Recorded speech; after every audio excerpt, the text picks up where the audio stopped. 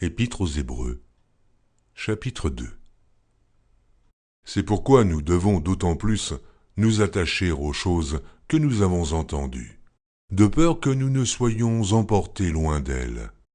Car si la parole annoncée par des anges a eu son effet, et si toute transgression et toute désobéissance a reçu une juste rétribution, comment échapperons-nous en négligeant un si grand salut, qui, annoncé d'abord par le Seigneur, nous a été confirmé par ceux qui l'ont entendu. Dieu appuyant leur témoignage par des signes, des prodiges et divers miracles, et par les dons du Saint-Esprit distribués selon sa volonté. En effet, ce n'est pas à des anges que Dieu a soumis le monde à venir dont nous parlons.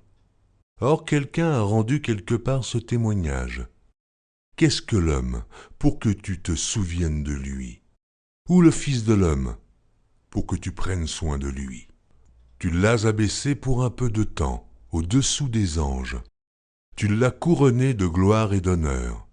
Tu as mis toutes choses sous ses pieds. En effet, en lui soumettant toutes choses, Dieu n'a rien laissé qui ne lui fût soumis. Cependant, nous ne voyons pas encore maintenant que toutes choses lui soient soumises. Mais celui qui a été abaissé pour un peu de temps au-dessous des anges, Jésus, nous le voyons couronné de gloire et d'honneur, à cause de la mort qu'il a soufferte, afin que, par la grâce de Dieu, il souffrit la mort pour tous.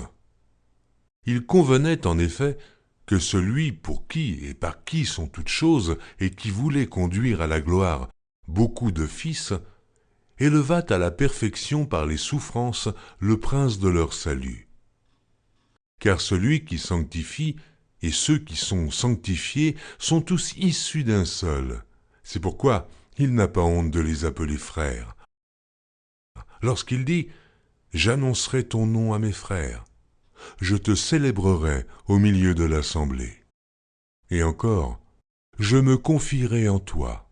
Et encore, me voici, moi et les enfants que Dieu m'a donnés. Ainsi donc, puisque les enfants participent au sang et à la chair, il y a également participé lui-même, afin que, par la mort, il anéantisse celui qui a la puissance de la mort, c'est-à-dire le diable, et qu'il délivra tous ceux qui, par crainte de la mort, étaient toute leur vie retenus dans la servitude. Car assurément, ce n'est pas à des anges qu'il vient en aide, mais c'est à la postérité d'Abraham. En conséquence, il a dû être rendu semblable en toutes choses à ses frères, afin qu'il fût un souverain sacrificateur miséricordieux et fidèle dans le service de Dieu, pour faire l'expiation des péchés du peuple. Car, ayant été tenté lui-même dans ce qu'il a souffert, il peut secourir ceux qui sont tentés.